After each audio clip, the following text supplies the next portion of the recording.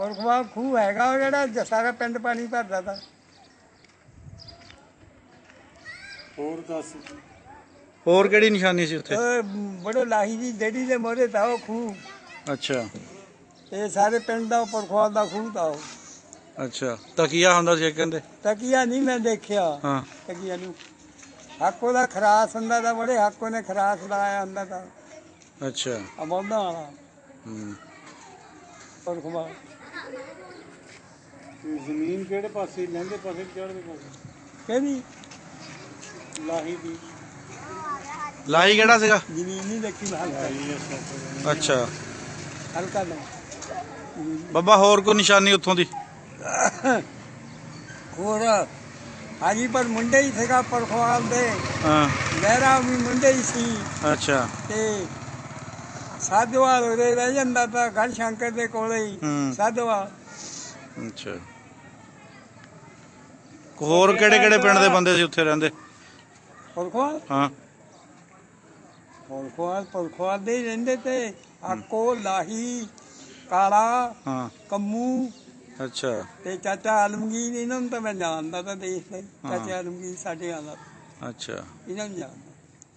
Kharas ਕਿੱਧਰਲੀ side ਤੇ ਹੁੰਦਾ ਸੀ? ਖਰਾਸ ਹੁੰਦਾ ਤਾਂ ਖੂਹ ਦੇ ਪਰਲੇ ਪਾਸੇ ਹੀ ਨਾਲੇ ਹੁੰਦਾ। ਲਹਿੰਦੀ ਸਾਈਡ ਨੂੰ ਕਿ ਚੜ੍ਹਦੀ ਸਾਈਡ ਨੂੰ? ਚੜ੍ਹਦੀ ਸਾਈਡ। ਚੜ੍ਹਦੀ ਸਾਈਡ। ਰੋਜ਼ਾ ਕੀ ਹੈ? ਚੜ੍ਹਦੀ। ਤੇ ਛੱਪੜ ਹੈਗਾ ਸੀਗਾ? ਛੱਪੜ ਵੀ ਦੇਖਿਆ? ਨਹੀਂ, ਮੈਂ ਛੱਪੜ ਨਹੀਂ ਦੇਖਿਆ। ਅੱਛਾ। ਖੂਹ ਦੇਖਿਆ। ਪਾਣੀ ਬਾਬੂ ਖੂਹਾਂ ਦਾ ਸੀ, ਨਹਿਰੀ ਨਹੀਂ ਸੀ?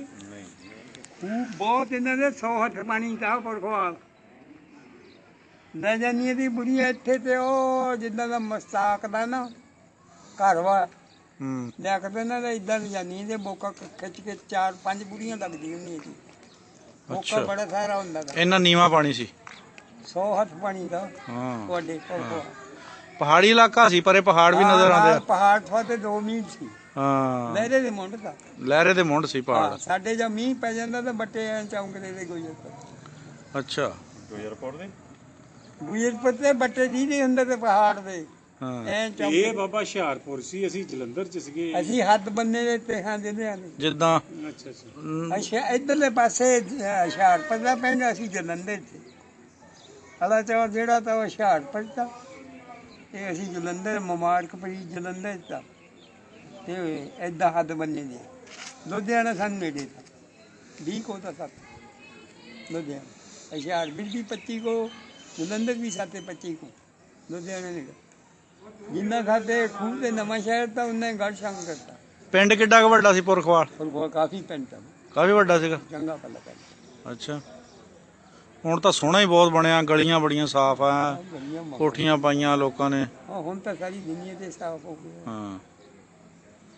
ਅੱਛਾ। ਹਾਜੀਪੁਰੀ ਤੁਹਾਨੂੰ ਟੱਕਰਦੇ ਹੁੰਦੇ ਆ, ਅਣਸੇ ਮਣਸੇ ਨਹੀਂ। ਉਹ ਮਰ ਗਿਆ। ਕਿੱਥੇ ਦੇ? ਹਾਜੀਪੁਰੀ ਗੁੱਜਰ। ਕਿੱਥੇ ਰਹਿੰਦੇ ਹੁਣ ਇੱਥੇ? ਉੱਥੇ ਹਾਜੀਪੁਰ ਰਹਿੰਦੇ ਤੇ। ਅੱਛਾ। ਗੁੱਜਰ ਤੇ ਉਹ ਪਤਾ ਨਹੀਂ ਹੁਣ ਆ ਗਏ ਹੋਣੇ ਤੇ ਪਾਕਿਸਤਾਨ ਆ ਗਏ ਹੋਣੇ। ਉਹ ਹਿੰਦੂ ਤੇ। ਅੱਛਾ, ਹਿੰਦੂ ਸੀਗੇ। ਹਿੰਦੂ ਗੁੱਜਰ ਤੇ। ਅੱਛਾ, ਉਹ ਹੁਣ ਪਤਾ ਨਹੀਂ ਵਿਚਾਰੇ ਹੈਗੇ ਕਿ ਮਰ ਗਏ ਆ। ਇਹ ਵੀ ਆਪਣਾ ਇੱਥੇ ਹੁਣ ਮੇਰੇ ਖਿਆਲ ਜੱਟ ਬੈਠੇ ਜ਼ਿਆਦਾ। ਪੁਰਖਾਲ ਚ ਹੁਣ ਜੱਟ ਹੀ ਬੈਠੇ ਆ। ਸਾਰੇ ਜੱਟਾਂ ਨੇ। ਸਿੱਖ ਜੱਟ ਬੈਠੇ ਮੇਰਾ ਖਿਆਲ ਆ। ਹਾਂ। ਅੱਛਾ। ਮਹਾਰੋ 1000 ਘਾਟਾ ਨਹੀਂ ਦਿੱਤਾ। ਅੱਛਾ। ਸਾਰਿਆਂ ਪਿੰਡਾਂ ਦਾ ਨਾਮ ਲੈ ਦਿੱਤਾ ਵੀ ਗਿਲਿਆਣੀ ਬਲਾ ਕੀ ਪਤਾ। ਉਹ ਉੱਥੋਂ ਦੇ ਰਹਿਣ ਵਾਲੇ, ਉਹਨਾਂ ਨੂੰ ਸਾਰੇ ਪਿੰਡਾਂ ਦਾ ਪਤਾ ਹੀ ਆ। ਤੁਹਾਨੂੰ ਪਤਾ ਇੰਨੀ ਦੇਰ ਹੋ ਗਈ ਤਾਂ ਉਹ ਤਾਂ ਹੁਣ ਮੌਜੂਦਾ ਦੌਰ ਉੱਤੇ ਰਹਿੰਦੇ ਆ। ਬੰਦਾ ਅੱਛਾ ਬੰਦਾ ਆ, ਉਹਦੇ ਨਾਲ ਹੋਰ ਮਜ਼ੀਦ ਉਹਦੇ ਕੋਲ ਪੁੱਛਾਂਗੇ, ਪੁੱਛਗਛ ਕਰਾਂਗੇ।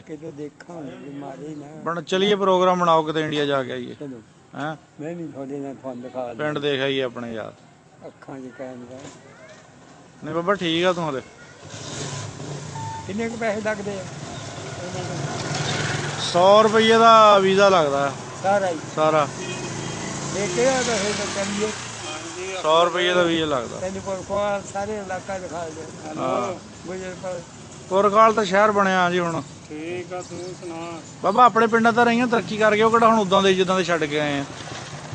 ਉੱਥੇ ਵੀ ਤਰੱਕੀ ਹੋ ਗਈ ਆ, ਬਹੁਤ ਬਾਹਰ ਗਏ ਆ ਲੋਕ ਬਹੁਤ। ਰੋਜ਼ਾ ਤੁਸੀਂ ਜੱਟਾਂ ਨੇ ਪਹਿਲੇ ਖੋਲ ਲੈਣਾ। ਸੱਚੀ ਗੱਲ।